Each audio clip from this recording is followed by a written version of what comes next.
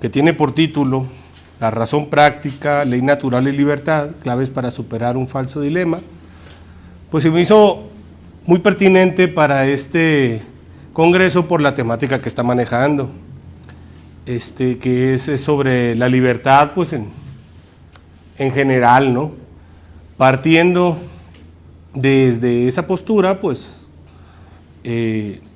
pongo a su disposición esta humilde ponencia. Agradezco profundamente la invitación de la Federación Nacional de Filósofos a participar en este congreso en torno a la libertad.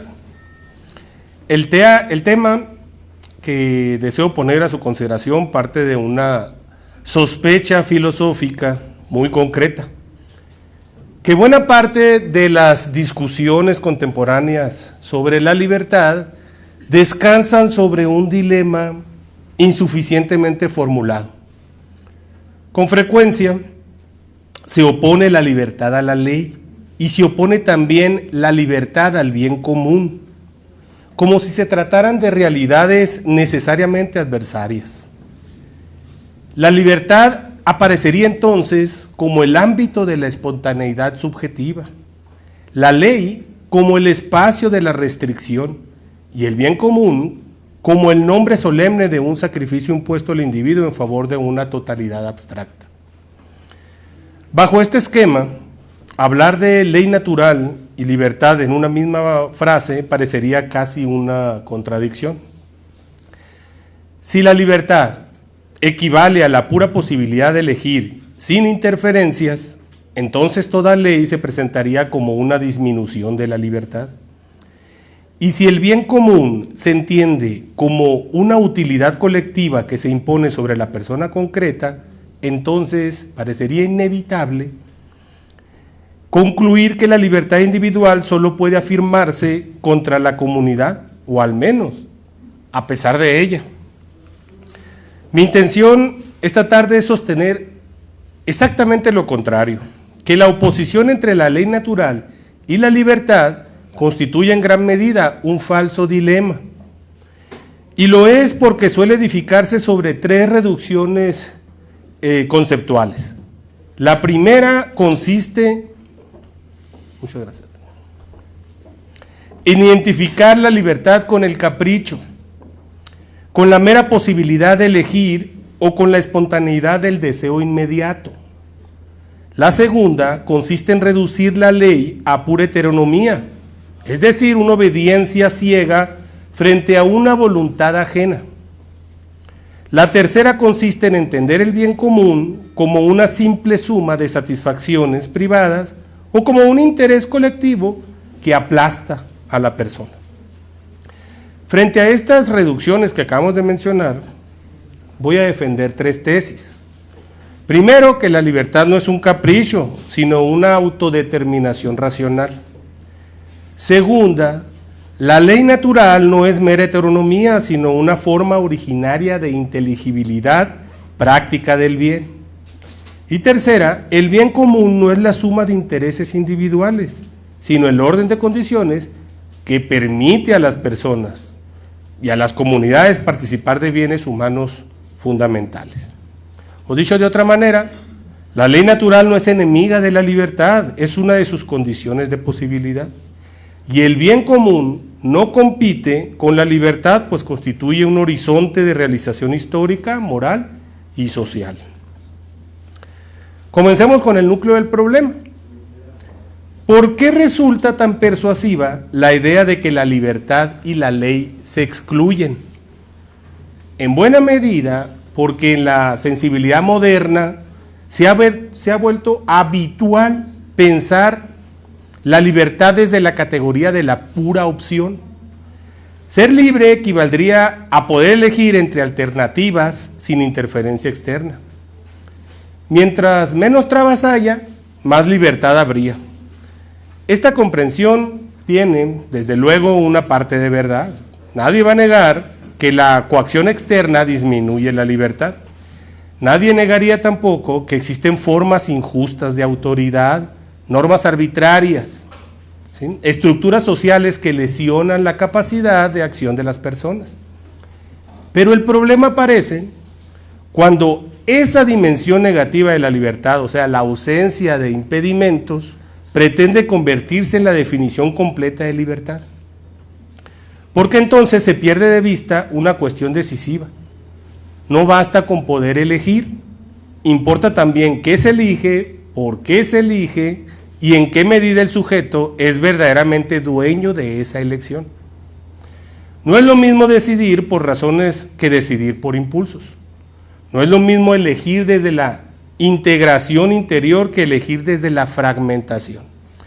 No es lo mismo querer un bien inteligible que dejarse arrastrar por lo inmediato. Por eso conviene distinguir entre capricho y libertad. El capricho es episódico, es impulsivo, es autorreferencial. La libertad, en cambio, es una capacidad más alta, es una capacidad de autodeterminación por razones hacia bienes que perfeccionan la vida humana. Ser libre no significa hacer lo primero que se antoje, sino poder ordenar los propios actos conforme a una comprensión racional del bien. No se mide únicamente por amplitud externa de opciones que se encuentran disponibles, sino por la calidad racional y moral del querer. Algo análogo ocurre con la ley. Si por ley entendemos únicamente mandato externo respaldado por amenaza, entonces es comprensible que aparezca como antagónica de la libertad. Una ley así sería, en efecto, puro límite exterior. Pero esa no es la comprensión clásica de la ley. La tradición tomista, o aristotélico tomista, insiste en que la ley en su sentido pleno es ante todo un orden de razón orientado al bien común. No es puro imperio de la voluntad, sino racionalidad normativa. Y aquí es donde aparece un punto decisivo. Cuando la ley es justa, no me enfrenta simplemente a una voluntad ajena, me pone ante razones que yo puedo reconocer como valiosas.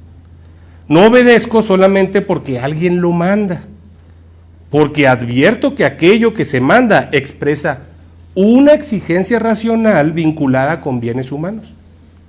Vamos a pensar en algo sencillo. La prohibición de difundir calumnias. Si alguien deja de calumniar solo porque teme a una sanción, entonces su motivación permanece en un plano extrínseco. Pero si comprende que la calumnia destruye simultáneamente la verdad, lesiona la justicia debida a otro, erosiona la confianza pública, entonces la misma norma adquiere una inteligibilidad distinta. Ya no aparece como un mero obstáculo, sino como una exigencia de la razón práctica. En este sentido, decir que la ley no es pura heteronomía significa que al menos en el caso de la ley natural y de la ley justa, su fuerza obligante no proviene exclusivamente del mando, sino también de la inteligibilidad del bien que protege. La ley natural no se impone desde fuera como un cuerpo extraño. Puede ser reconocida desde adentro por una inteligencia capaz de captar ciertos bienes como dignos de ser promovidos. Lo mismo sucede con el bien común. En el lenguaje político contemporáneo, muchas veces esta expresión despierta desconfianza. Parece designar una totalidad abstracta frente a la cual queda la persona subordinada. Sin embargo, el bien común, bien entendido, no es una entidad ajena a las personas, ni un bien del todo separado de sus miembros. Tampoco es la mera suma de gustos, preferencias o intereses individuales. Una comunidad no es buena simplemente porque muchos de sus integrantes se sientan satisfechos. Puede haber satisfacción privada y, sin embargo, corrupción institucional, mentira pública, exclusión sistemática o degradación cultural. Una escuela puede mantener contentas a muchas familias inflando calificaciones, evitando exigencias, reduciendo el aprendizaje a una experiencia cómoda. Pero esa satisfacción no equivale al bien educativo. Un sistema político puede generar aprobación popular mediante propaganda, subsidios clientelares, discursos emocionalmente eficaces, pero esa adhesión subjetiva no equivale al bien común, sino destruye la justicia, la verdad pública o la corresponsabilidad ciudadana. Entonces el bien común remite a algo más profundo, al conjunto de relaciones, instituciones, prácticas y virtudes que hacen posible a todos participar de bienes humanos objetivos.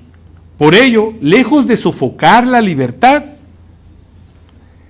la hace posible como autodeterminación racional.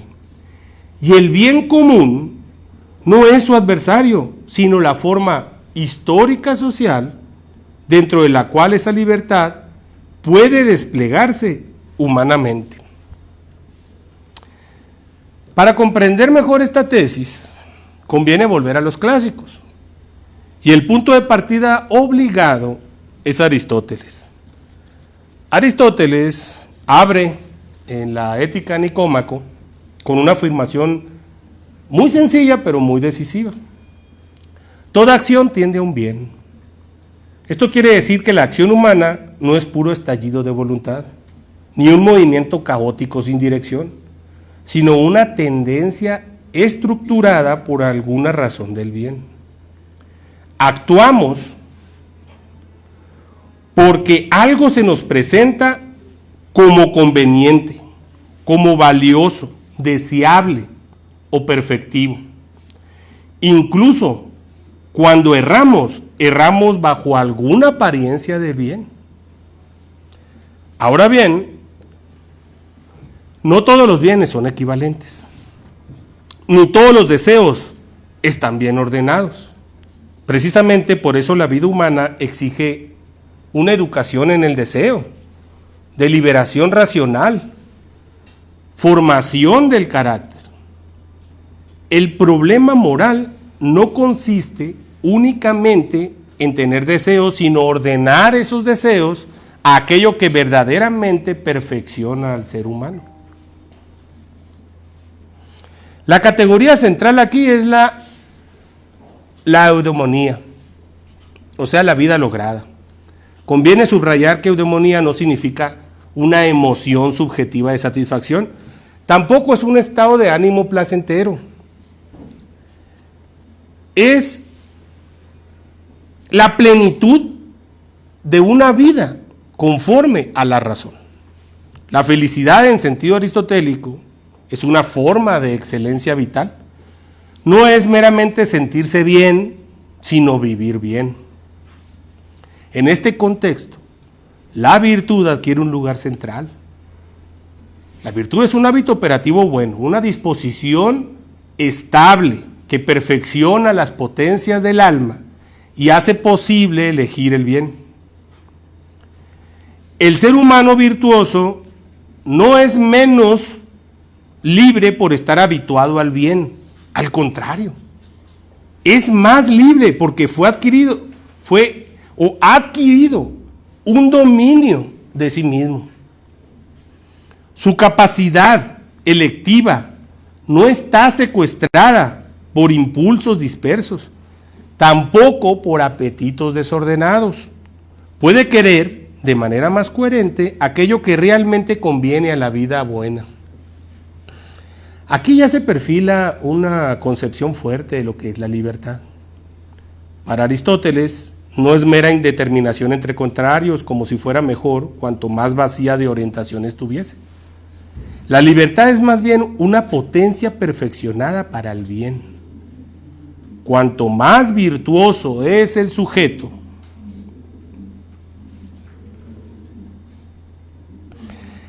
es más capaz de elegir rectamente. Esto no significa que la virtud elimine la posibilidad de elegir el mal. Puede ocurrir. Significa que hace más estable, hace más lúcido y más humano el ejercicio de la elección. Esto tiene consecuencias muy importantes, sobre todo para nuestra discusión. Si la virtud perfecciona la libertad, entonces las mediaciones que forman la virtud, o sea, la educación, la disciplina, la ley, las costumbres, los ejemplos, no son necesariamente enemigas de la libertad, pueden ser de hecho sus condiciones de maduración. En Aristóteles, las reglas que forman el carácter no encogen la libertad, sino que la ensanchan. Ensanchan la capacidad de actuar bien, de sostener fines valiosos, de deliberar con lucidez y de no ser arrastrado por lo inmediato. Pensemos, por ejemplo, en el músico. Por aquí tengo alguna, permítame. Aquí está una metáfora, una pequeña metáfora. Pensemos en el músico. El aprendizaje de la técnica, la disciplina de las escalas, las repeticiones de los ejercicios y la obediencia inicial a ciertas reglas no disminuyen su libertad artística, la hacen posible. Entonces solo aquel que ha formado sus hábitos puede improvisar con excelencia. La improvisación del ignorante no es una libertad creadora, sino es azar sonoro. Algo semejante ocurre en la vida moral. La virtud no sustituye la libertad, sino que la capacita. También puede pensarse en la palabra pública. Una persona que no ha sido educada en la veracidad puede creer que su libertad consiste en decir cualquier cosa que le sea útil, cualquier cosa que le sea conveniente. Incluso si ello implica manipular, distorsionar, mentir. Pero quien ha sido educado en la virtud de la veracidad no vive la verdad como una mordaza, sino como una condición misma de un uso humano de la palabra. Puede hablar libremente porque sabe hablar con la verdad. Entonces la norma no le suprime libertad, sino que le permite ejercerla mejor. Tomás de Aquino retoma esta herencia aristotélica y le otorga una formulación metafísica y moral de extraordinaria profundidad. La ley, dice Aquino, es ante todo una ordinatio rationis, un orden de la razón orientado al bien común. Esta definición es fundamental porque impide reducir la ley a puro imperio de la voluntad. La ley no es ley en sentido pleno solo porque alguien con poder la imita, sino porque participa de la razón y se le ordena al bien común. En el caso de la ley natural, Tomás de Aquino afirma que se trata de la participación de la ley eterna en la criatura racional. O dicho de otro modo, el ser humano no recibe la normatividad moral como algo meramente exterior, sino como algo que puede reconocer de su propia racionalidad práctica. La ley natural se manifiesta en el juicio práctico por el cual la inteligencia advierte que ciertos bienes deben ser buscados y ciertos males deben ser evitados, ¿no? El primer principio de esta ley natural es conocido, ¿no? Hacer el bien y evitar el mal. Pero este principio no se queda en una abstracción vacía. A partir de él, buscar la verdad reconoce orientaciones fundamentales: preservar la vida, orientarte a la verdad, vivir en sociedad, vivir evitar la injusticia, por ejemplo, ¿sí? A partir de la cual pues se crean otros males, pues, ¿no? Honrar, por ejemplo, los vínculos originarios, la familia, las comunidades, ¿sí? Ordenar la propia conducta a la razón. Estos bienes no son simples preferencias subjetivas, sino dimensiones de la plenitud humana que la razón puede advertir. Es importante señalar esto, señalar que esto no configura un código cerrado de respuestas preformateadas, ¿no? La ley natural no es una tabla exhaustiva de casos, es más bien la estructura originaria de inteligibilidad práctica a partir de la cual el sujeto puede deliberar acerca de sus actos. Por eso Tomás de Aquino insiste tanto en la doctrina del acto, o del acto humano. El acto moral se especifica por su objeto, su fin y por sus circunstancias. Entonces la moralidad de la acción no se resuelve en la pura intención subjetiva ni en el mero resultado externo. Esto permite evitar dos reducciones. La primera es el subjetivismo de la intención. Pensar que basta querer algo con buena intención, porque el acto sea bueno. La segunda es el consecuencialismo de resultado. Pensar que la bondad moral depende únicamente de los efectos producidos.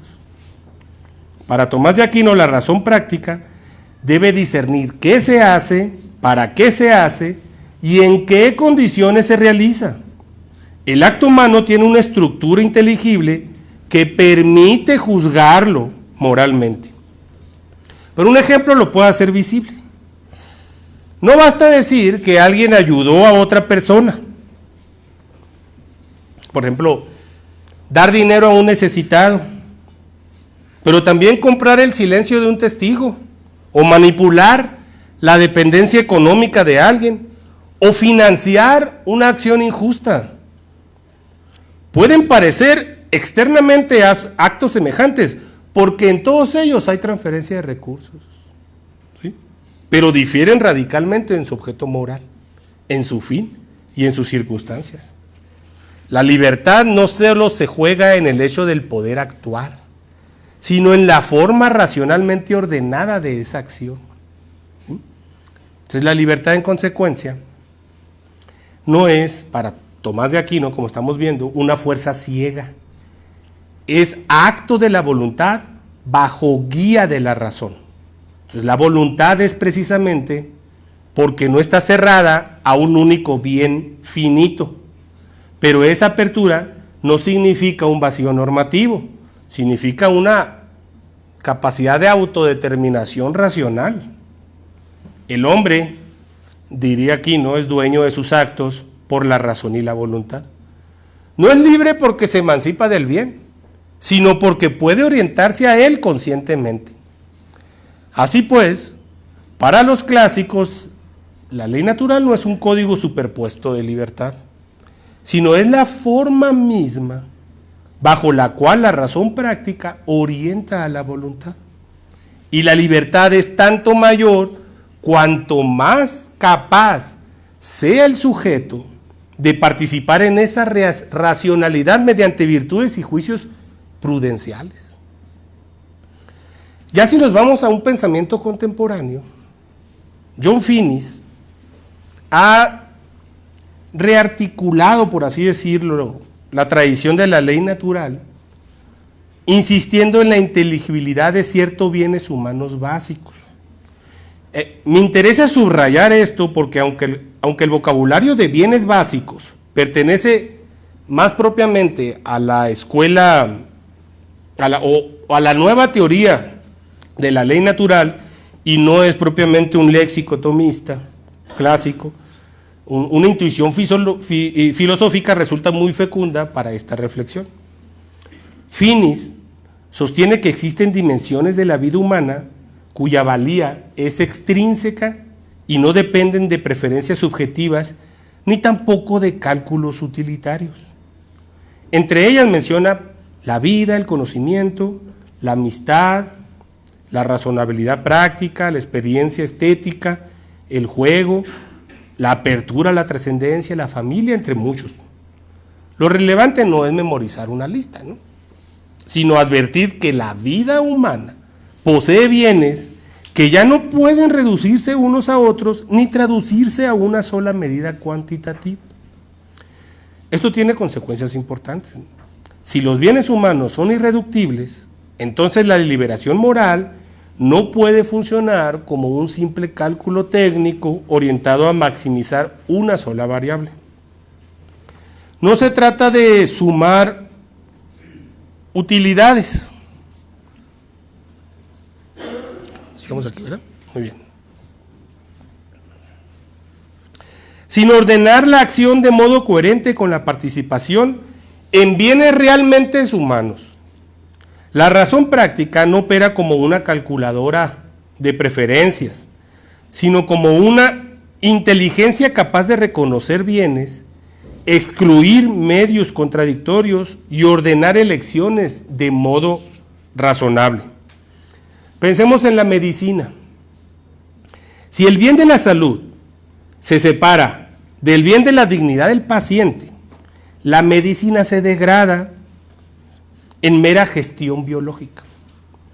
Si el bien del conocimiento científico se divorcia del respeto debido a la persona, la investigación científica puede volverse técnicamente brillante y moralmente monstruosa. El punto central es que la razón práctica no solo persigue fines, sino que debe respetar la estructura de los bienes implicados. La eficacia técnica, cuando se separa de la dignidad del sujeto, deja de ser genuinamente humana.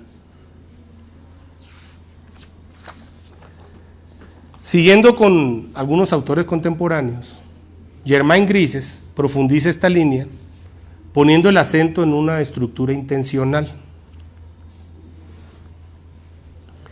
de la acción. Una elección puede ser eficaz, conveniente o incluso socialmente aplaudida, y sin embargo ser moralmente defectuosa si se incluye como objeto o como medio la negación directa de un bien básico. Esto nos ayuda a evitar una comprensión superficial de la libertad. Si ser libre consistiera únicamente en elegir, cualquier elección tendría en principio el mismo rango moral.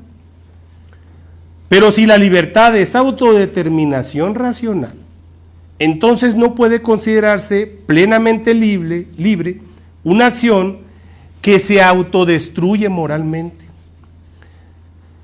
Es decir, una acción pretende alcanzar un bien mediante la destrucción deliberada de otro bien humano fundamental. Por ejemplo, no es lo mismo tolerar un efecto indeseado en una acción proporcionada que elegir directamente la lesión de un bien como instrumento para otro fin. Esta distinción parece algo sutil, pero resulta decisiva para no reducir la moralidad a una aritmética de resultados. Una autoridad puede tolerar efectos secundarios no queridos cuando aplica una política necesaria y proporcionada, pero no puede convertir la injusticia en el medio directo de gobierno. Un investigador puede asumir riesgos razonables y consentidos en una investigación legítima, pero no puede instrumentalizar a personas vulnerables como simples medios para producir conocimiento. Esta perspectiva permite comprender mejor por qué la libertad requiere integridad interior. La acción moralmente buena no consiste en alcanzar resultados valiosos, sino en quererlos de manera recta, sin destruir el camino, aquellos bienes que hacen humana la elección. Javier Hervada ofrece una precisión especialmente útil para no confundir ley con derecho. El derecho en sentido fuerte no es primariamente la ley escrita, sino la cosa justa, lo debido a otro. La ley positiva debe medir, declarar y proteger ese ámbito de lo justo. Esta distinción permite comprender que el derecho no nace simplemente de la voluntad normativa del Estado, sino de una relación de justicia que la razón debe reconocer. Con esto, Hervada recuerda una verdad fundamental. La validez formal no basta para agotar la cuestión de la justicia. Una norma puede ser positiva, vigente, eficaz, sin embargo, ser insuficiente o incluso contraria a lo debido. Por eso el derecho positivo necesita una instancia crítica que le permita distinguir entre legalidad y justicia. Esa instancia crítica no es el capricho subjetivo, sino la referencia racional a lo que es justo. Esto permite entender mejor por qué el bien común no se agota en la utilidad colectiva. Una comunidad no realiza el bien común simplemente porque muchas personas obtengan ventajas o se sientan satisfechas. El bien común consiste en un orden de justicia que permite a personas y a comunidades intermedias poseer su propio bien. Es decir, un orden donde la familia pueda cumplir su función formativa, la escuela pueda educar realmente, el tribunal pueda impartir justicia, el municipio pueda deliberar responsablemente y la persona entonces pueda desplegar sus capacidades sin quedar absorbida por poderes arbitrarios. Si nosotros ponemos un ejemplo actual, sería que una política pública puede incrementar la percepción subjetiva de seguridad, sin embargo lo logra haciendo mediante mecanismos opacos, desproporcionados o inclusive lesivos al proceso. En tal caso no basta invocar la utilidad colectiva. Habría que preguntarnos si ese orden es verdaderamente justo. Una comunidad que sacrifica sistemáticamente la justicia procesal en nombre de la tranquilidad inmediata puede producir una sensación temporal de orden, pero no realiza el bien común, más bien erosiona una de sus condiciones esenciales. Y finalmente, McIntyre nos ayuda a introducir la dimensión comunitaria concreta de libertad. Las personas no vivimos aisladas, sino insertas en prácticas compartidas. Enseñar, aprender, juzgar, curar, investigar, ¿sí? O deliberar políticamente o hacer arte. Cada una de estas prácticas posee bienes internos, o sea, formas de excelencia que solo pueden alcanzarse participando competentemente en ellas.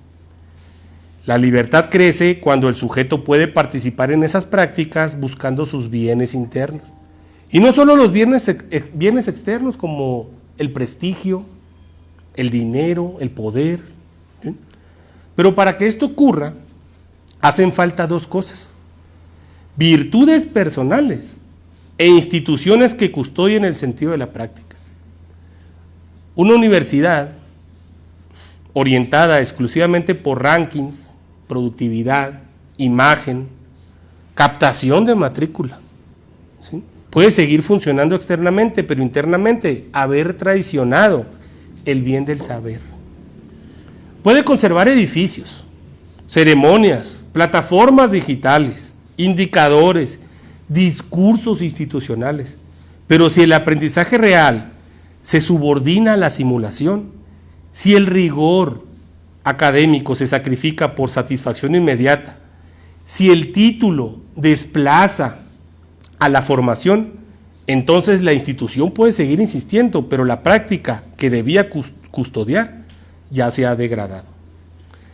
Algo semejante ocurre con el sistema judicial, cuando una ineficacia o la eficiencia estadística se coloca por encima de la justicia, o con la prensa, cuando la inmediatez y el impacto emocional desplazan la búsqueda de la verdad. En todos estos casos la libertad se vuelve frágil, porque las prácticas que debían formar sujetos capaces de verdad, justicia y deliberación, entonces son colonizados por bienes externos. En este sentido, la libertad no florece en la pura desvinculación, sino en prácticas sostenidas por virtudes e instituciones que conserven sus bienes internos. Y esta idea resulta muy valiosa para nuestra tesis general. La libertad no madura contra todo orden, sino en un orden justo, racional, que la hace posible. Permíteme ahora precisar tres conceptos que han estado presentes a lo largo de esta exposición. Primero, la libertad. Entiendo por libertad la capacidad de autodeterminación racional. No solo es la ausencia de impedimentos, sino el poder de orientar la propia acción por razones hacia bienes realmente que perfeccionan. La libertad en este sentido implica dominio de los propios actos, no es una simple espontaneidad, es señorío racional sobre la propia acción. ¿Qué significa esto? Bueno, implica autoría de los propios actos, pero la autoría puede ser más o menos plena. Un sujeto que es dominado por el vicio, la adicción, la desintegración interior, el autoengaño, no deja de actuar, pero actúa con una libertad disminuida. No es igualmente libre quien puede sostener racionalmente un fin valioso y quien vive a merced de impulsos contradictorios. La tradición clásica no niega que el sujeto dominado por el vicio actúe voluntariamente en algún grado. Lo que niega es que toda voluntariedad equivalga a libertad plena. Hay actos voluntarios que proceden de un querer debilitado, de un querer fragmentado o enfermo. La libertad plena exige no solo opción, sino dominio de sí, integración del querer y coherencia práctica. Entiendo por ley natural los primeros principios de la razón práctica que orientan la deliberación moral. Tampoco es un catálogo exhaustivo de casos, ¿sí?, ni una legislación positiva al derecho, ni una deducción mecánica a partir de hechos brutos. Es el reconocimiento original de que ciertos bienes deben ser promovidos y ciertos males deben ser evitados. La universalidad de la ley natural no aluna la prudencia, al contrario, la exige. Los principios son universales, los modos de aplicación son históricos, prudenciales, discutibles en su concreción. Y esta precisión es importante o es indispensable porque al afirmar la ley natural no significa negar la complejidad de cada caso, ni cancelar la deliberación práctica, tampoco sustituir el juicio prudencial por fórmulas automáticas, ¿no? ¿Qué significa? Pues reconocer que la deliberación misma necesita puntos de orientación. Y entiendo por bien común el conjunto de condiciones, instituciones, relaciones y hábitos que permiten que las personas y las comunidades intermedias participen más plenamente en bienes humanos operativos. Por ello, el bien común exige justicia conmutativa, también distributiva y legal, pero incluso la participación responsable. ¿Por qué exige justicia conmutativa? Pues porque las relaciones entre particulares deben respetar lo debido, los contratos, las promesas, los intercambios, las reparaciones. Exige justicia distributiva, porque la autoridad debe ordenar proporcionalmente los bienes y las cargas comunes. Exige justicia legal, porque los miembros de la comunidad deben orientar sus actos al bien del conjunto. Y exige la participación responsable, porque una sociedad sana no es aquella en la que el Estado decide todo y sus ciudadanos consumen pasivamente sus efectos, sino aquella en que existe corresponsabilidad en la construcción del orden justo. Y ya llegamos aquí a una parte muy importante de la argumentación, las objeciones. Una tesis filosófica solo gana claridad cuando se mide con posiciones rivales, ¿no? Consideremos 5 objeciones especialmente relevantes. La primera es el positivismo jurídico. Afirma que el derecho vale por su fuente formal, no por su contenido moral. En consecuencia, introducir la ley natural en la reflexión jurídica sería confundir derecho y moral. El derecho, se dirá, necesita criterios públicos de identificación. Saber quién puede legislar, bajo qué procedimiento, con qué competencias y dentro de qué sistema de fuentes. Si cada persona invocara su propia idea de justicia para obedecer o desobedecer la ley, el orden judicial se volvería prácticamente inestable. Esta objeción, aunque no lo parezca, acierta en algo importante. El derecho requiere formas, procedimientos, requiere criterios públicos de identificación. Sin ellos, entonces sí reinaría la arbitrariedad. Una comunidad política no puede depender únicamente de instituciones privadas sobre lo justo. Necesita instituciones, procedimientos, autoridades capaces de reglas comunes. Pero el positivismo yerra cuando pretende que la cuestión de la justicia quede completamente fuera del derecho, o que la positividad agota la racionalidad jurídica, porque una norma puede ser formalmente válida y sin embargo ser materialmente injusta. La historia jurídica del siglo XX lo ha mostrado con crudeza, ¿no?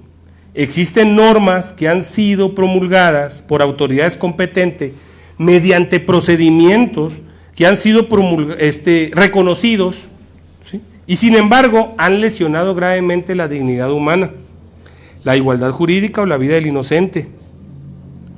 La crítica justnaturalista no consiste en negar la necesidad de formas jurídicas positivas, ¿no?, sino en negar la positividad y esta agote la racionalidad del derecho. El problema no es que el derecho tenga fuentes formales, el problema es cuando esas fuentes son tratadas como si dispensaran a la norma de toda referencia a la justicia. La ley positiva puede organizar, declarar, concretar lo justo, pero no puede convertirse en justo lo que contradice radicalmente lo debido a la persona. Por eso la ley natural cumple aquí una función crítica. No sustituye al derecho positivo, ni elimina la necesidad de instituciones, más bien ofrece un criterio racional para evaluar si la legalidad vigente permanece ordenada al derecho en sentido pleno. La pregunta no es solo si una norma fue válidamente emitida, sino también que aquello que manda o permite es compatible con la justicia. La segunda objeción, permítame ponerla, es el relativismo cultural. Esta sostiene que la diversidad de culturas, costumbres y sistemas morales prueba que no existen bienes universales. Si los pueblos se han organizado de manera distinta, diferentes familias, autoridades, propiedades, educación, religión, guerra, castigo o inclusive el sistema político, no sería ingenuo hablar de ley natural. Esta objeción también tiene una verdad parcial. En efecto, la vida moral se realiza históricamente, o sea, no existe una aplicación puramente abstracta, descarnada y uniforme de los principios prácticos. Las comunidades humanas interpretan, simbolizan y ordenan los bienes mediante instituciones que son concretas.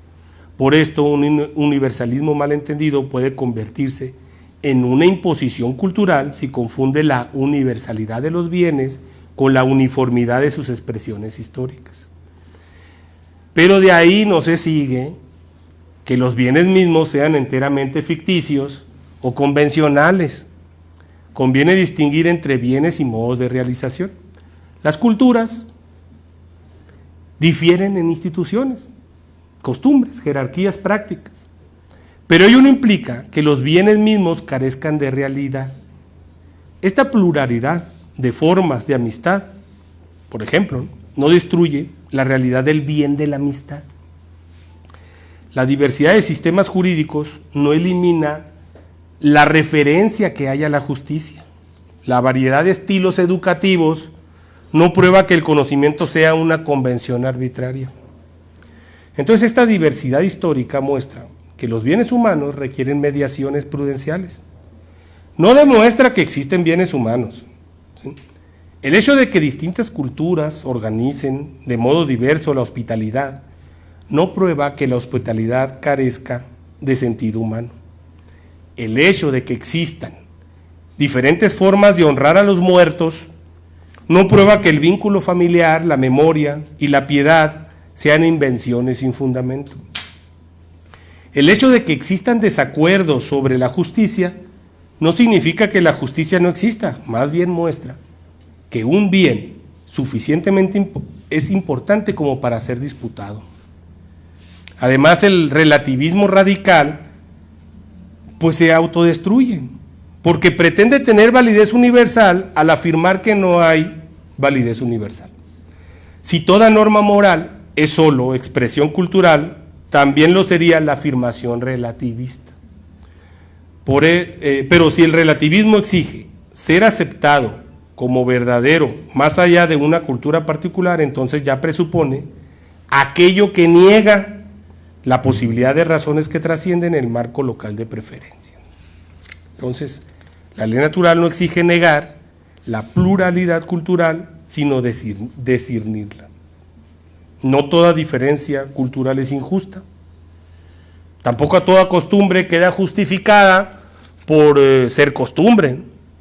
La prudencia reconoce diversidad legítima. La razón práctica, crítica, juzga si estos medios realizan o lesionan los bienes humanos. La tercera objeción es el emotivismo. Este reduce los juicios morales a expresiones afectivas. Decir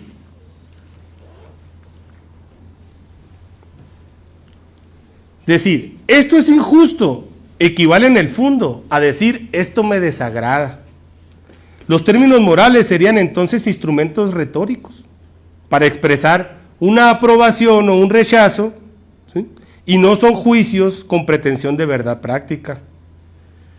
Y esta objeción resulta importante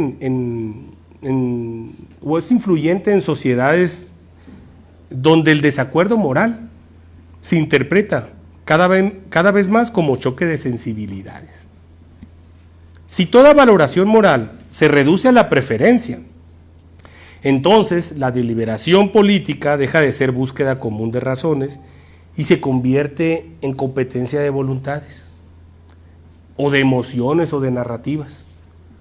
La moral queda reducida a persuasión, a presión social o a estrategia discursiva. Pero la práctica moral ordinaria desmiente esta reducción. Cuando denunciamos una calumnia o denunciamos una traición, tortura, una corrupción o una instrumentalización del inocente, no exteriorizamos solo una emoción, formulamos una pretensión de verdad práctica y esperamos asentimiento. No decimos simplemente esto me molesta, sino esto no debe hacerse. Reclamamos que hay una razón que cualquiera debería reconocer si considera adecuadamente el bien lesionado. El emotivismo no explica por qué en ciertas razones tienen fuerza obligante, ni por qué la discusión moral apela a consistencia, a universalización, justificación pública. Entonces, si toda moral fuera una proyección afectiva, desaparecería la posibilidad misma de la argumentación moral. Solo quedarían preferencias enfrentadas. Por ejemplo, pensemos en la promesa. Si alguien promete cumplir una obligación y luego la incumple arbitrariamente, no basta decir que su conducta nos desagrada. Lo que advertimos es algo más profundo, que ha traicionado la confianza que hacía posible la relación. La institución de la promesa entonces exige veracidad, fidelidad, reconocimiento del otro como alguien ante quien mi palabra me vincula. Y si todos pudieran romper sus promesas, cuando dejaran de sentir inclinación afectiva hacia ellas, la práctica misma de prometer, pues se destruiría. El emotivismo, por tanto, no logra dar cuenta de la estructura racional de nuestras prácticas morales. La ley natural, en cambio, permite comprender por qué ciertas razones reclaman asentimiento, por qué protegen bienes sin los cuales ni siquiera sería posible vivir, hablar, prometer, educar, deliberar. El siguiente es el neurodeterminismo.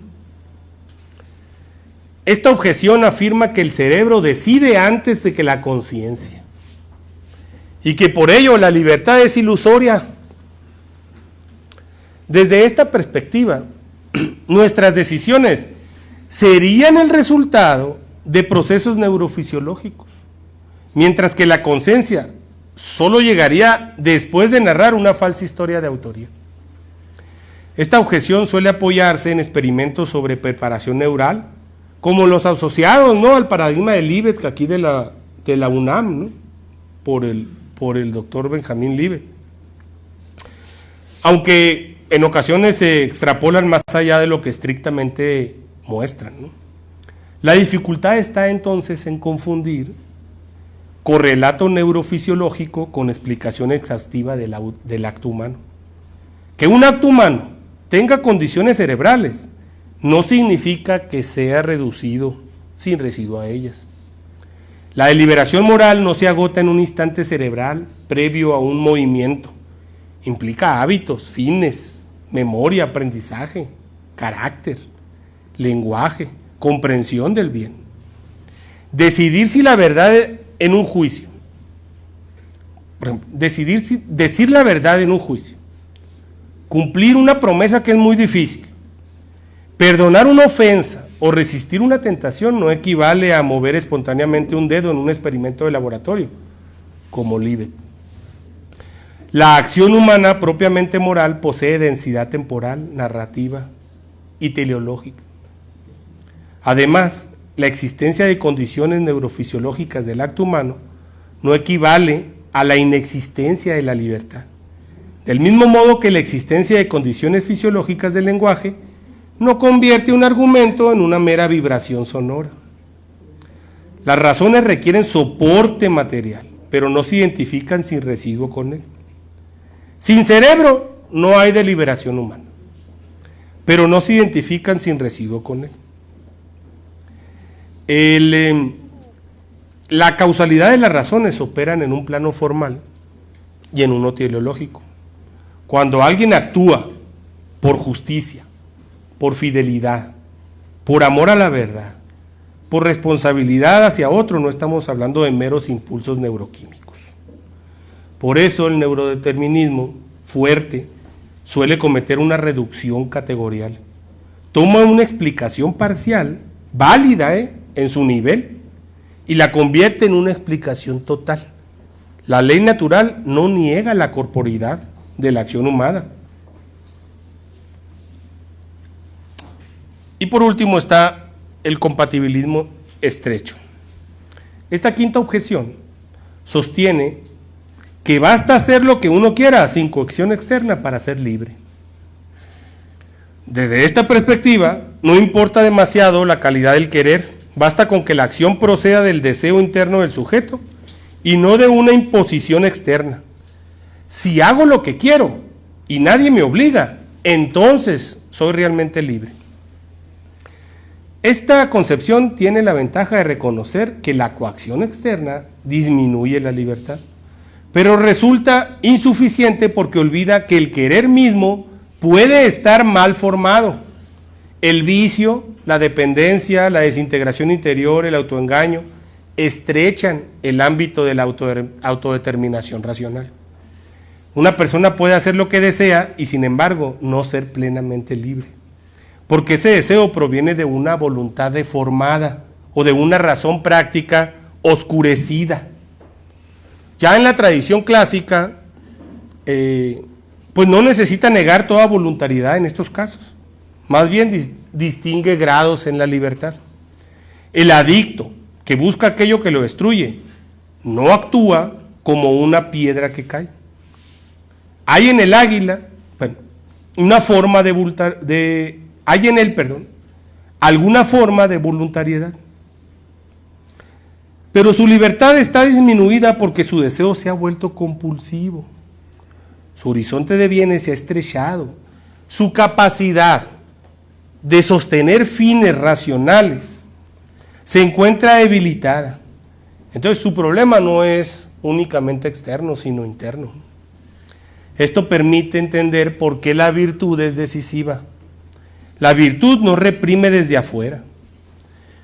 Una libertad originalmente plena, ¿sí?, no queda restringida por la virtud. La forma desde dentro. La virtud forma esa capacidad de querer bien, educa el deseo, integra el carácter, hace posible permanecer fiel a los bienes valiosos, incluso cuando lo inmediato empuja en dirección contraria. Es más libre quien por virtud puede querer lo valioso y mantenerse fiel a sus fines racionales que quien fluctúa entre impulsos contradictorios. Pensemos en un estudiante que quiere aprobar una materia copiando. En un sentido mínimo, puede decirse que él quiere aprobar, ¿sí? Pero su querer es deficiente porque separa el resultado externo del bien interno de la práctica de educar, que es aprender. Quien estudia persevera y asume honestamente el resultado, participa más plenamente del bien educativo y se vuelve más dueño de sí. La libertad no consiste solo en obtener el resultado deseado, sino en realizarlo de modo congruente con el bien que da sentido a la acción. Y si lo dicho hasta aquí es correcto, la ley natural no debe verse como una cerca que recorta el espacio previamente libre. Debe verse más bien como una brújula que hace inteligible el ejercicio de la libertad. La brújula no camina por nosotros, nos permite orientarnos. Sin ella puede haber movimiento, pero también facilita la deriva. Del mismo modo, sin un orden objetivo del bien, sigue habiendo elecciones, deseos, opciones, transgresiones. Lo que se pierde es el criterio para distinguir entre libertad lograda y arbitrariedad. La ley natural no sustituye la deliberación, la orienta. No elimina la prudencia, la exige, no cancela la creatividad moral, le ofrece un horizonte de inteligibilidad. Y el bien común, a su vez, es el escenario histórico institucional donde estas libertades pueden existir y madurar. No hay libertad humana concreta sin lenguaje compartido, sin confianza mínima, instituciones razonablemente justas, educación, seguridad, hábitos cívicos, ¿no? No existe pues en el vacío. Por eso la pregunta política fundamental no debería formularse en términos de cuánto de libertad estamos dispuestos a sacrificar por cuánto de seguridad, sino en términos más profundos. ¿Qué tipo de orden institucional y cultural permite a todos participar mejor en los bienes humanos fundamentales sin destruir la posibilidad de esa participación para los demás? Por ejemplo, en la moderación de contenidos en entornos digitales, que está muy de moda, ¿no? Si partimos de una noción puramente negativa de libertad, cualquier regulación va a parecer censura. Si partimos de una noción puramente paternalista del bien común, cualquier control parecerá legítimo. La cuestión filosófica es otra. ¿Cómo proteger simultáneamente la verdad pública, la dignidad de las personas, la convivencia cívica y la libertad de expresión? Desde la ley natural y el bien común pueden ensayarse ciertos criterios como estos. Pues distinguir el daño grave de la mera discrepancia, preferir medidas proporcionales, entre otras, ¿no? Entonces ya aquí podemos formular los criterios de discernimiento para distinguir una libertad auténtica de una falsa libertad. El primero es la racionalidad. Una acción libre debe poder justificarse mediante razones y no solo mediante deseos. El deseo puede impulsar, pero no basta para legitimar moralmente la acción. El segundo es la no contradicción práctica. Los medios elegidos no deben destruir el bien que se pretende alcanzar. O sea, no se defiende la verdad con la mentira. El tercero es la integración vital. La elección verdaderamente libre no fragmenta al sujeto, sino que lo hace más coherente con una vida racionalmente ordenada. El cuarto es la apertura al bien común. La acción libre reconoce a otros no como obstáculos o instrumentos, sino como copartícipes de bienes compatibles. Estos criterios muestran que la ley natural no compite con la libertad, más bien permite distinguir entre libertad aparente y libertad lograda, entre elección vacía y elección racional, entre autonomía moral y arbitrariedad. Permítame concluir. La oposición entre ley natural y libertad es un falso dilema, porque nace de conceptos empobrecidos. Si la libertad se reduce a capricho, si la ley se reduce a mandato, y si el bien común se reduce a utilidad agregada, entonces la tensión va a ser inevitable. Pero si la libertad se entiende como autodeterminación racional, Si la ley natural se comprende como inteligibilidad originaria del bien, y si el bien común se concibe como orden de posibilidad de una vida buena compartida, entonces la relación va a cambiar por completo. La ley natural no rebaja la libertad, la hace inteligible. El bien común no absorbe la libertad, sino que la hospeda. La libertad no encuentra su madurez en la desvinculación absoluta, sino en la participación responsable en un orden justo que le permite ser más dueño de sí. Por eso, una sociedad libre no es aquella que carece de normas, sino aquella que posee normas racionales, instituciones justas, virtudes cívicas capaces de hacer posible la verdad, la justicia, la amistad, la responsabilidad compartida. O dicho en una sola fórmula, la ley natural y la libertad no son opuestos, son aliados.